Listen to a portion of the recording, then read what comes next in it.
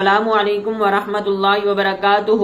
معزز سامعین گرامی، اگر آپ ہمارے چینل پر نئے ہیں تو ضرور سبسکرائب کریں تاکہ ہر نئے آنے والی ویڈیو آپ تک بآسانی پہنچ سکے۔ آج کی ویڈیو میں ہم بتانے لگے ہیں کہ اگر ایک شخص خواب کے اندر اپنی چارپائی کے اوپر گندم کے دانے دیکھتا ہے، یا ایسا شخص ہے جس نے خواب کے اندر گندم کو بویا ہے، یا ایسا شخص ہے جس نے خواب کے اندر گندم کو خریدا ہے، ان تین خوابوں کی کیا تعبیر ہو سکتی ہے؟ پہلے خواب کی تعبیر، یعنی وہ شخص جس نے خواب کے اندر دیکھا ہو کہ اس کے بستر کے اوپر گندم کے دانے ہیں، تو یہ اس بات کی دلیل ہے کہ اس کی بیوی حاملہ ہونے والی ہے۔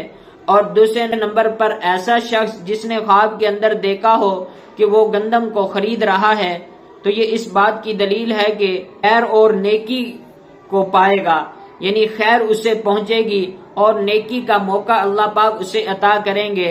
تیسرے نمبر پر ایسا شخص جس نے خواب کے اندر گندم کو خریدا ہے، اس کی کیا تعبیر ہو سکتی ہے؟